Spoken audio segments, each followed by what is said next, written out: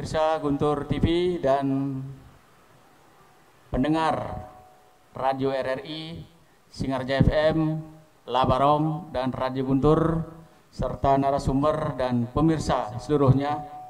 Masih kita dalam acara diskusi akhir tahun Komunitas Jurnalis Buleleng dengan topik Bandara Buleleng ke Barat ke Birit. Tadi sudah disampaikan oleh Pak Jero Pasek Ketua Warkadia, Kelian Desa Adat Kubu Tambahan, panjang lebar terkait bagaimana persoalan ini muncul. Kemudian terima kasih juga Pak Ketut Suwardana Linggih dari PT Pembari sudah bergabung dalam virtual. Kita berikan kesempatan selanjutnya kepada Pak Ketut Suwardana Linggih karena beliau sampai saat ini informasinya sudah memegang dan membuat gambar Bandara Bali Utara di Kubu Tambahan di wilayah darat Kubu Tambahan. Silakan Pak Ketut Suwardana Linggih. Sudah mulai ini. Om Swastiastu, yang terhormat Pak Bupati dan Sekda yang saya banggakan, dan juga Jero Kelian Desa Adat, Jero Bendesa Adat Kubu Tambahan, dan kawan saya dari Gema Nusantara dan tokoh LSM Gema Nusantara dan juga relawan Jokowi. Langsung saja saya sampaikan bahwa Presiden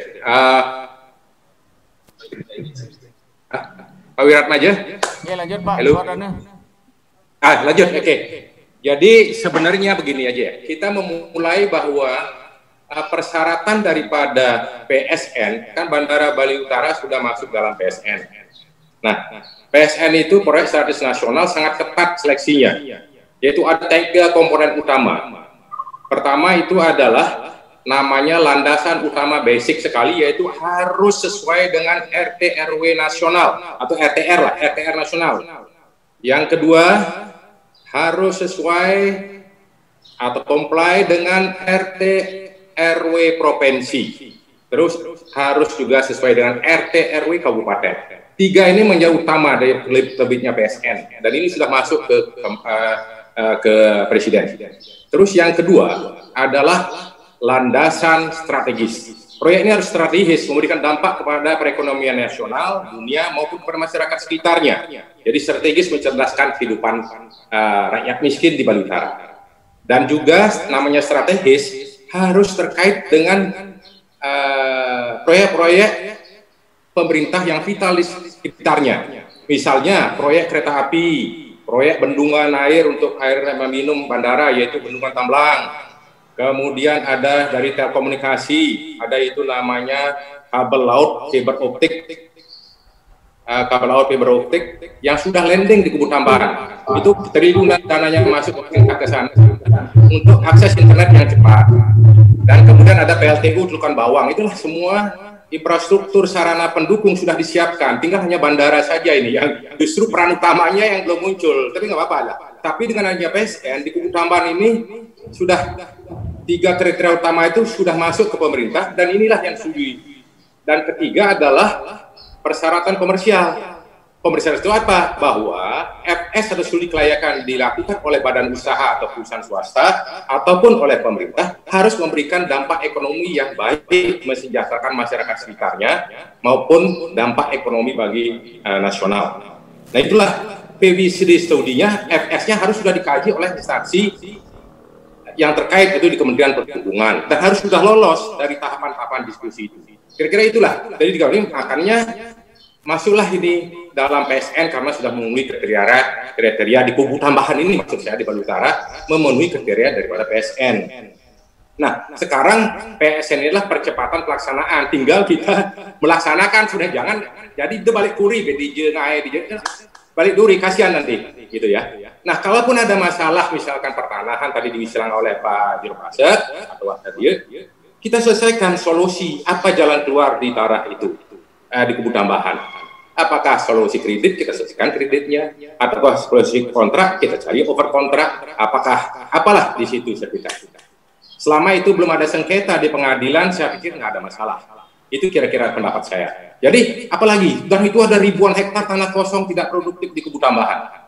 Kata Bu Sri Mulyani, ini namanya mubazir, ya, tidak termanfaatkan. Ayo kita manfaatkan ini, ada ribuan hektar sampai Bukti, Bulian, Bungkulan itu hampir 2.000 hektar. Kapan jauh-jauh nyari tanah lain untuk bandara? Kalau kita mau ada 3 runway dan 3 terminal bisa di Kebutuhan, sampai 60 juta penumpang bisa. Jadi itu kira-kira pendapat kami, dan ini sudah berjalan hampir dari 2009 kami melakukan kajian 2009, dan Asungkare semua ada pihak setuju, pemaham Bandara Bali Utara, termasuk Pak Gubernur sangat baik sekali, sampai dengan Ketua DPRD menerbitkan Perda nomor 3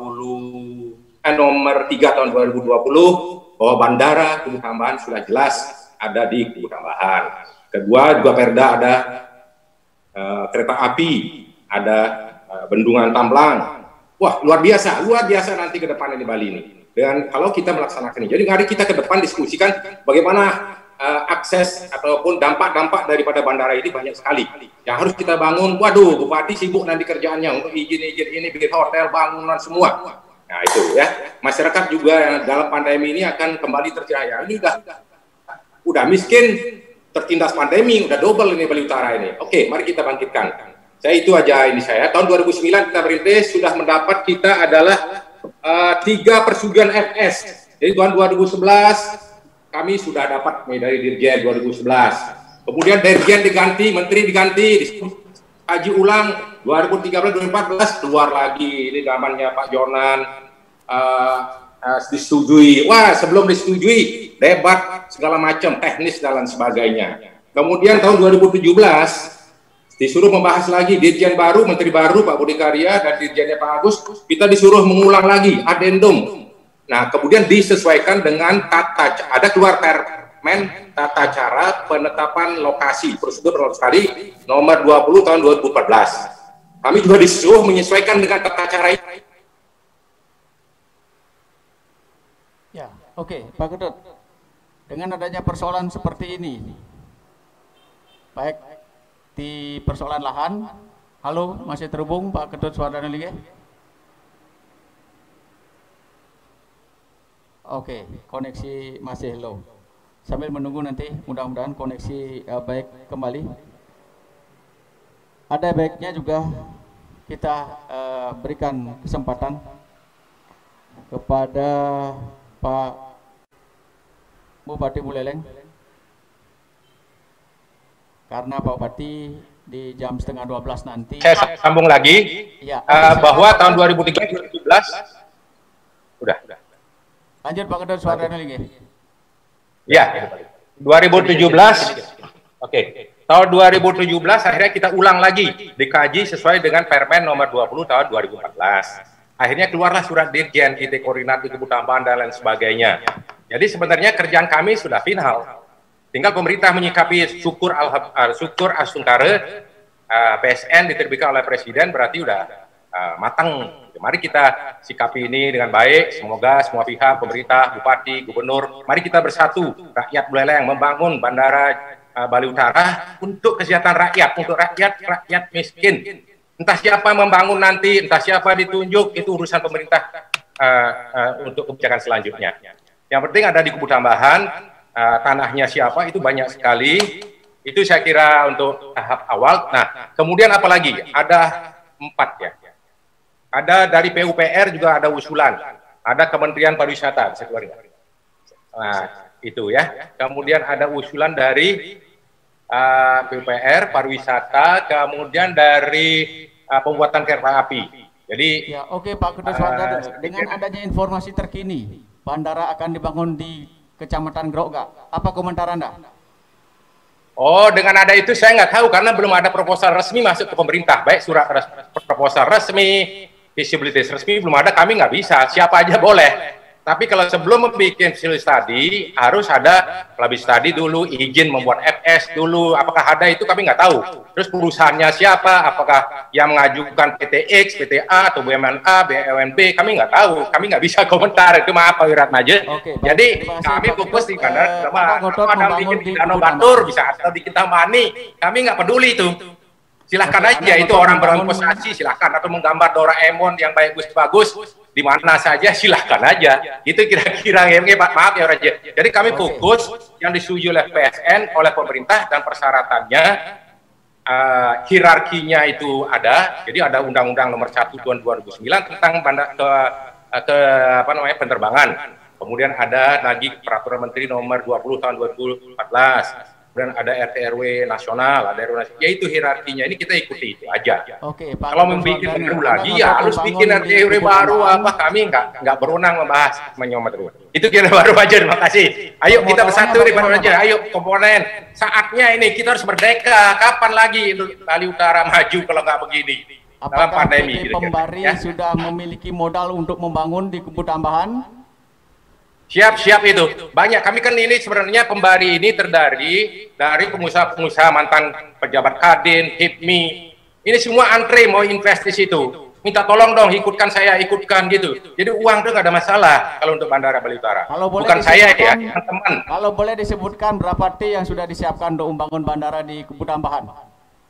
Waduh, itu kalau bangun T-nya itu kan sebenarnya proyeknya ini bisa berjenjang. Kurang lebih sekitar 5-6 T seperti proyek-proyek yang lain lah. Yang ada di Jogja, di Kertajati, nggak tinggi-tinggi ribuan puluhan T, tidak. Yang jelas yang bandara terbaik di Jogja aja itu hampir 8-9 T. Kertajati hanya 3-4 T. Ya beleleh 5-6 T udah cukup.